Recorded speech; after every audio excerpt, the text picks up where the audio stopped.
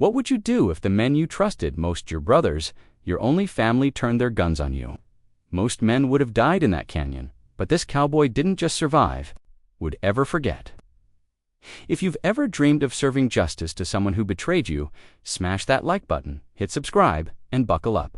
By taking the ultimate revenge, Jed Carter wasn't born an outlaw. He was born the son of a farmer, hands calloused from soil, back bent from work. By 17, he had nothing left but grief, anger, and a hunger to survive. That's when he met Clay Maddox. Clay wasn't just a gang leader, he was a master manipulator, wealth, and safety. Around the fire, he preached loyalty. Around the table, he took the biggest share. Because when you've lost everything, even a crooked kind of family feels worth protecting. For years, they rode together. They robbed stagecoaches, rustled cattle, and split blood money 6 ways. And through it all, Jed believed he belonged. He trusted these men, laughed with them, fought beside them. He never imagined they'd point their guns at him. But greed doesn't share well. One morning in a narrow canyon, the job was simple: ambush a military payroll wagon. The ambush was flawless, so flawless. When the last soldier hit the dust, Jed expected celebration. Instead, Clay's voice rang out, calm and cold. "Boys, reckon there's one more piece of business." Jed turned. The first shot tore through his shoulder. Another grazed his ribs. He stumbled back, dust filling his lungs, ears ringing with betrayal. "Why?" he gasped, clutching his bleeding chest. Clay's answer was a smirk. "Can't split gold 6 ways. 5 will do just fine." The words cut deeper than the bullets. Jed ducked behind a rock, heart pounding like a war drum. Flashed in his mind, men he'd once called family now, aiming rifles with murder in their eyes. His thoughts raged. So this is it. Dying in the dirt, like my father. Betrayed by the only family I had left.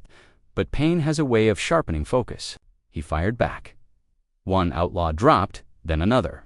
Screams echoed through the canyon, the air thick with smoke and gunpowder. But Clay, Maddox, he was gone. The snake had slithered away with the gold.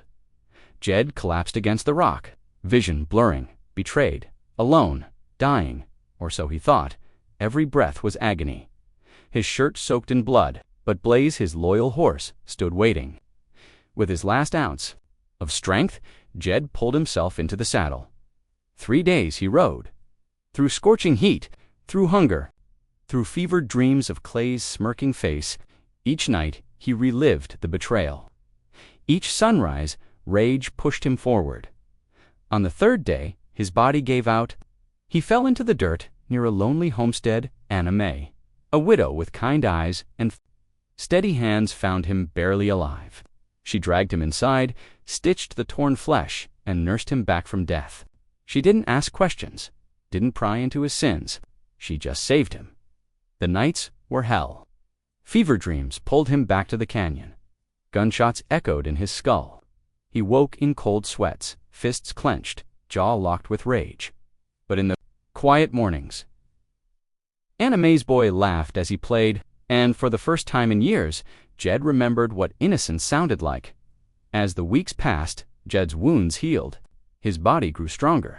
But his scars, the betrayal, the hatred burned, hotter with each sunrise, because Clay Maddox was still out there, alive, free, laughing in some saloon with stolen gold in his pockets, and Jed couldn't rest until justice was served. Revenge isn't about speed. It's about patience, precision. Jed sharpened his Colt, cleaned his rifle, rode into town quiet, eyes watchful. He asked questions, bought drinks, listened to whispers. And sure enough, word spread. Clay Maddox was drinking away his spoils too. Town's over, boasting of how he put Carter in the ground. Yet's jaw tightened. His hand brushed the scar on his shoulder. Laughter echoed, and there he was, Clay Maddox. Same silver eyes, same crooked grin, surrounded by outlaws who didn't yet know the truth.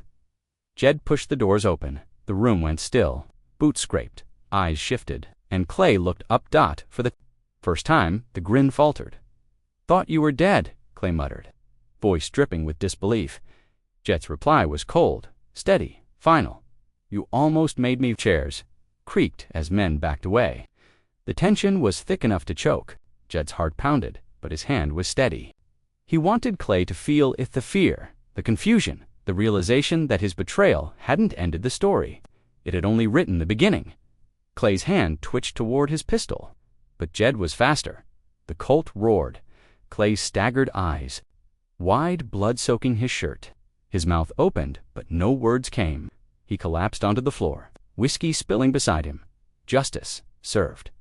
Jed holstered his revolver and walked out, the saloon doors swinging behind him.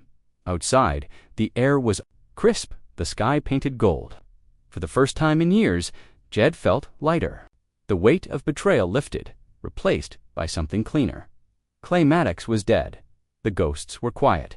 And Jed Carter wasn't just a man who survived a shootout, he was a man who took back his honor. Betrayal cuts deeper than any bullet. But sometimes, justice doesn't just heal the body, heals the soul. And when a man finally takes back what was stolen from him, that's when true balance is restored. If this story gave you chills, hit that like button and tell me in the comments what's the most satisfying revenge you've ever seen. And don't forget to subscribe for more stories that prove karma never misses its mark.